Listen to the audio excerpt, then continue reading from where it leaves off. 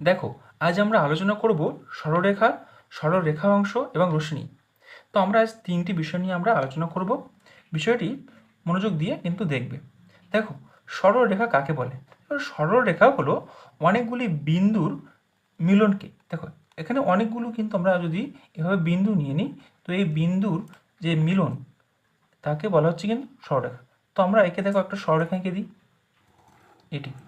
তাহলে এই সরলরেখা কিন্তু হয়নি এখনো পর্যন্ত, কারণ সরলরেখার দুই প্রান্তে দুটি অ্যারো চিহ্ন থাকবে। তাহলে এটি কিন্তু আমরা সরলরেখা বলবো। দেখো, সরলরেখার দুই প্রান্তে কিন্তু দুটি অ্যারো চিহ্ন থাকবে, কারণ এই সরলরেখাকে আমরা ইচ্ছা খুশি মতো কিন্তু বাড়াতে বা কমাতে পারবো। এজন্য একে কিন্তু সরলরেখা বলা হয়।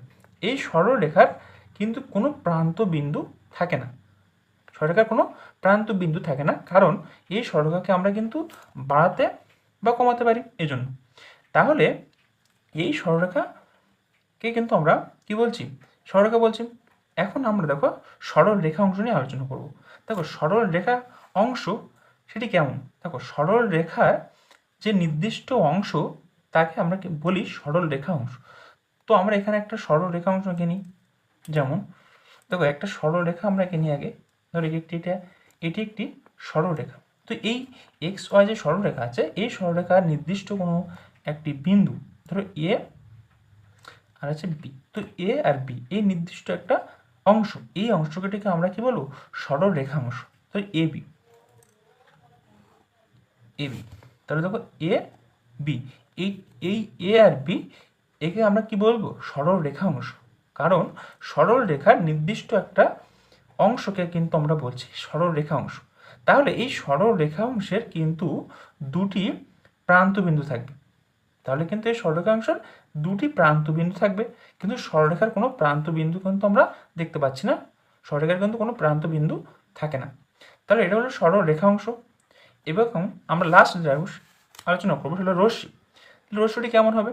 দেখো, রশ্মিটি ঠিক আমরা একটা এঁকে নিই, এটাকে আমরা রশ্মি বলছি, কারণ এই রশ্মির কিন্তু একটি প্রান্তবিন্দু থাকবে, অন্য সাইডে কিন্তু প্রান্তবিন্দু থাকবে না। অন্য সাইডে কিন্তু আমরা ইচ্ছা খুশি মতো বাড়াতে পারবো বা কমাতে পারবো। যেমন টর্চ লাইটের আলো বা মোমবাতির আলোর কিন্তু একটা উদাহরণ। এখানে একটি প্রান্তবিন্দু থাকবে, অপর সাইডে কিন্তু কোনো প্রান্তবিন্দু থাকবে না। তো একে কিন্তু আমরা বলছি একটি রশ্মি। এখন আমরা ওভারঅল একটা ছবি দিয়ে আমরা বোঝার চেষ্টা করি। দেখো, আমরা একটা সরলরেখা এঁকে নিই। ধরো এটা একটি সরলরেখা, ওকে। এই সরলরেখার এক্স ওয়াই, কেন আমরা এই এক্স ওয়াইকে আমরা ইচ্ছা খুশি মতো বাড়াতে পারবো, কমাতে পারবো। এটি কিন্তু একটা সরলরেখা। সরলরেখার নির্দিষ্ট, ধরো এখানে আমি একটা বিন্দু করলাম এ, এখানে একটা বিন্দু করলাম বি, এখানে একটা করলাম সি, ওকে। তাহলে এই দেখো কতগুলো অংশ আমরা এখানে করেছি। এখন আমরা যদি বলি এক্স ওয়াই, তাহলে দেখো এক্স ওয়াই কিন্তু একটি সরলরেখা। তাহলে এক্স ওয়াই সরলরেখা মানে কি? এক্স ওয়াইয়ের উপরে কিন্তু আমরা সরলরেখার চিহ্ন দেবো। আমরা যদি এ বি, তাহলে এ বি একটা সরলরেখার নির্দিষ্ট অংশ, তাহলে কিন্তু আমরা লিখব এ বি, এর মাথায় কিন্তু সরলরেখার চিহ্ন দেবো, কারণ এই সরলরেখার নির্দিষ্ট একটা অংশ হলো এ বি। তাহলে এ বি একটা সরল রেখাংশ, এ বি একটা কি?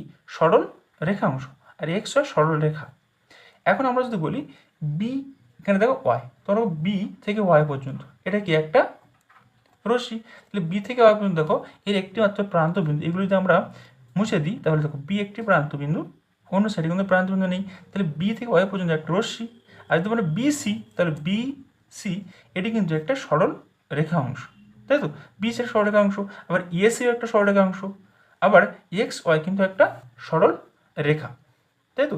তাহলে আমরা খুব সহজে কিন্তু এই বিষয়টা বুঝতে পেরেছি আশা করি। ভিডিওটি দেখার জন্য অসংখ্য ধন্যবাদ।